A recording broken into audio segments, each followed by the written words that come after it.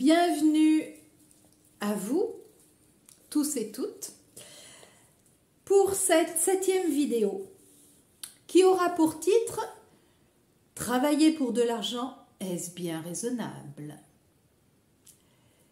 Cette question est fondamentale si vous vous posez la question de votre avenir professionnel.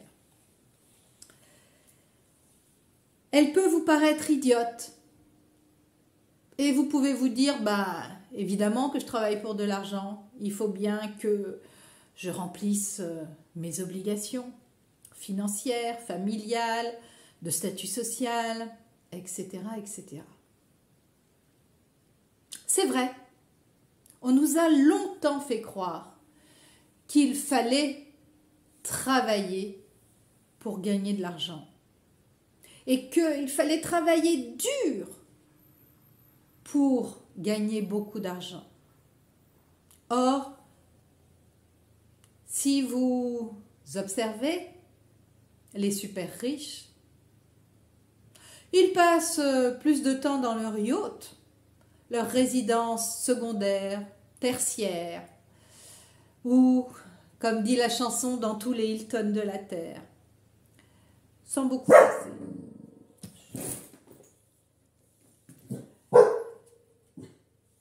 Toujours ma chienne, excusez-la. C'est une bonne gardienne. Revenons-en à notre temps.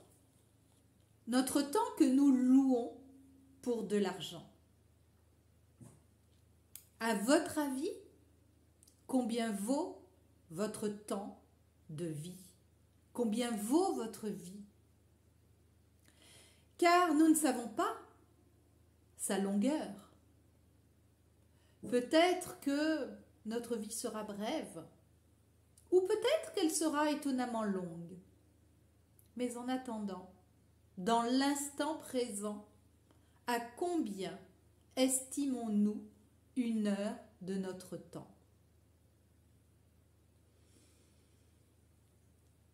Notre temps de vie, comme notre santé, sont nos trésors les plus grands. C'est eux qui font ce que nous sommes. Alors qu'en faisons-nous? En travaillant pour quelqu'un d'autre, nous louons non seulement notre temps de vie, mais aussi notre santé, notre force physique, nos capacités intellectuelles, notre agilité, notre sens du fini, notre sens de la précision, notre culture générale, notre éducation, mais aussi notre créativité dans le meilleur des cas. Je dis dans le meilleur des cas parce que quand on a la chance d'avoir un métier créatif, au moins utilisons-nous notre pouvoir créateur. Notre activité professionnelle met souvent en danger notre santé physique, émotionnelle, mentale, voire même notre santé spirituelle si nous travaillons dans un domaine qui se trouve être dans nos antivaleurs. Alors, tout ça, est-ce que ça vaut réellement 9,11 € de l'heure, qui est le montant du SMIC, ou 20 €, 30 €, 40 €, 100 €, 200 € de l'heure, si vous êtes cadre supérieur? La question se pose.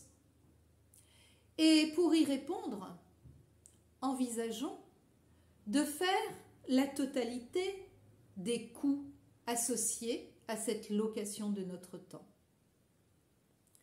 Pour pouvoir louer notre temps de vie, il nous faut d'abord une habitation.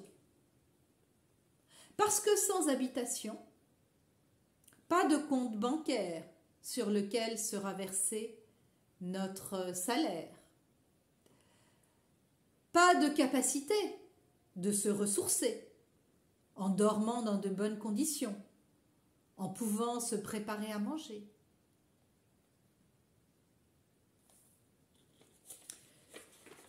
Nous avons aussi besoin de tenir le coup. Et parfois, pour tenir le coup, on prend des médicaments, on prend des compléments alimentaires, ou bien on va à la salle de sport. Tout ça, ce sont des coûts associés à votre activité professionnelle. Mais si vous calculez encore votre temps, ce n'est pas seulement votre temps de travail que devrait prendre en compte votre salaire, mais vos temps de transport, le temps de pause à midi, l'amplitude horaire, car les gens qui travaillent dans la restauration ont une très large amplitude horaire.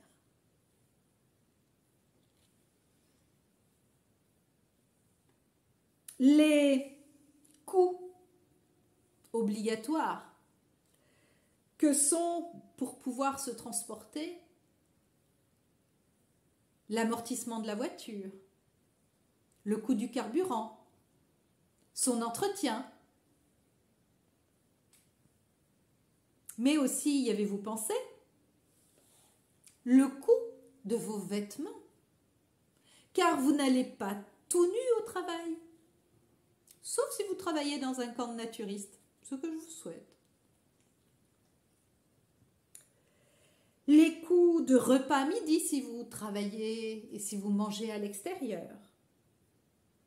Les coûts de la garderie des enfants, car votre amplitude horaire étant ce qu'elle est, peut-être vous faut-il les faire garder le matin, entre midi et 2, le soir s'ils vont à l'école. Je vous en prie, chiffrez tous ces coûts. Et notez-moi en commentaire si vraiment ça vaut le coup de louer son temps de vie. Que vous reste-t-il à la fin du mois pour vous faire plaisir? Avez-vous même envie de vous faire plaisir ou passez-vous votre week-end à vous reposer tellement votre job vous a épuisé? Analysez votre vie. Quels en sont les contentements? Ce sera tout pour aujourd'hui. Et la prochaine vidéo, comme par hasard, sera sur la motivation. À très bientôt.